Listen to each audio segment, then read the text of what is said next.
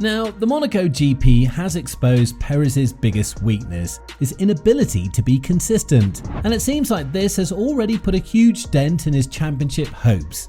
What's even more tragic for him is how the team slandered him for his poor Q1 performance in the Principality. And after being schooled by Verstappen back in Miami, it's evident that the poor showing the previous weekend will be something that Perez will have a hard time overcoming. So, is the championship battle between Perez and Verstappen over before it even started properly?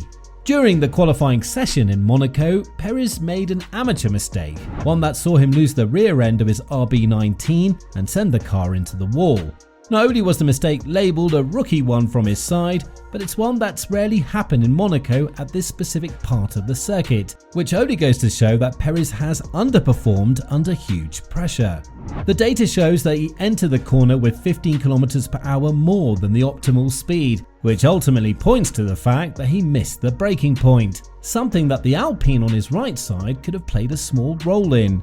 Nonetheless, it's a mistake that shouldn't happen to a driver that's considered a championship candidate, let alone one that's driving the most superior car on the grid. After his poor qualifying performance, Perez wasn't even able to complete a solid race either, with him hitting the back of Magnussen's car after the tunnel section, on a part of the track where overtaking is more or less impossible. All in all, the general opinion is that the championship pressure that Perez was presented with is getting to him. And a similar thing happened to Leclerc last year, when he had the opportunity to go head-to-head against Verstappen, but due to frequent driver mistakes, such as the ones in Imola and France, the Monegasque lost momentum. And to even top off the comparison with Leclerc, Perez went on to apologise to his team for his poor actions, as he added, "We paid the price for my mistake in qualifying. That's been very costly, and I just have to apologise to the whole team because it's unacceptable to have this kind of mistake. I have to move on, learn from it. I cannot afford another 0 points in the championship." Well, before this, Perez said that he couldn't believe the mistake he made in Q1, and it's totally unacceptable for him to perform the way he did in one of his favourite races on the calendar. The Mexican driver is considered the king of the street circuits, which only goes to show that he's not a very good driver under pressure, especially when the championship is at stake. Say what you want about Verstappen, but he didn't even blink back in 2021, when the 7-time world champion Hamilton was breathing down his neck in the last couple of races of the season. And the team seems to have had it enough with Perez, with Marko being the first one to cast the stone towards the experienced Mexican driver. After last year's comment that Perez had one shot of tequila too much in France, when he was caught sleeping and overtaken by Russell, Marko said that the mistake that was made in Monaco was stupid, and it shouldn't happen when you're driving the most superior car on the grid. This is definitely a comment worth going over, and if Perez doesn't find his groove in the next race in Barcelona, the future might not be too bright for him. After all, what his performance in Monaco has proven to the world and to Red Bull is that no matter how much the fans would love to see him competing for wins, as the Austrian team salvaged his career back in 2021, he's just not made out of the tailor-cut championship cloth that drivers like Verstappen and Hamilton are made out of. It may be the environment or the pressure of going against the 2-time world champion as your teammate, but it doesn't matter. If you want to win the most prestigious competition in the world, there should be no excuses. Even Horner went on to point out that in a situation like Perez was in on Sunday, starting from the back, Verstappen was able to score points with a less superior car, which just goes to show that the generational talent that the Dutchman has is more or less unmatched. We don't need to talk about his skills that much. He's proven them to us in Q3's last sector, when he shed off 0.3 of a second in just one sector, and keep in mind that this is Monaco that we're talking about. Now, with Perez underperforming severely under pressure in one of his most favourite tracks on the calendar, the question of whether Red Bull can rely on him in hard times has been brought up yet again. Sure, they might not even need this, as Verstappen doesn't have much competition ahead, and even if Red Bull turns out to be a one-team operation, I don't see any team having the capacity to challenge Red Bull in the Constructors' Championship. Guido van der Garde has spoken about Perez's performance in Monaco, saying that the race that was supposed to uplift the spirits of the Mexican prior to the Barcelona GP is actually the one that broke him and sent him into his own demise, as now it's only a matter of time before Verstappen clinches his third consecutive championship. When talking to Sky Deutschland, he went on to add, "You have to be fair, he has shown great races this season and the points show how strong Red Bull is.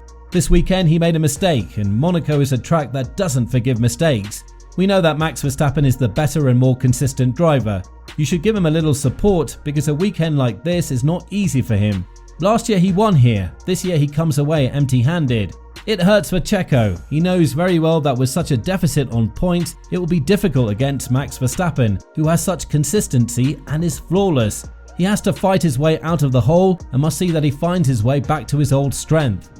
Now, this is exactly the challenge Perez needs to pass in order to become one of the greatest drivers in the world. But in order for him to do so, he needs to be much more consistent.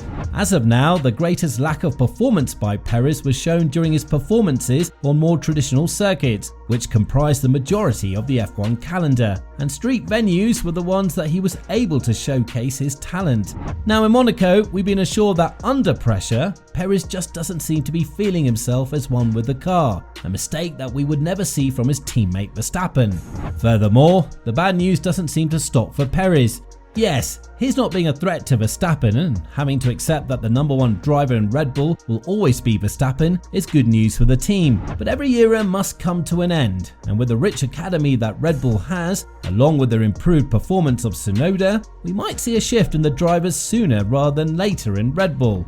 Liam Lawson and Ayumu Iwasa are also doing wonders, as is Dennis Hauger, and this is why Perez shouldn't be caught lacking and underperforming, especially when he claimed that he can be the champion with Red Bull now that they have no competition whatsoever. But with Mercedes bringing the new concept of the car, and the same being expected to happen to Ferrari and Aston Martin in the following races, the scenario of 2022 is a huge threat to the F1 world. Perez being competitive in the first couple of races, stating that he can win the championship with Red Bull, and then proceeding to lose the battle to Verstappen due to him being unable to actually keep up with the pressure and the new upgrades with the car. It's already known that Verstappen doesn't particularly love Perez as his teammate, and while it's all laughs and smiles on the grid, it's evident that behind the curtains there's a lot of drama going on.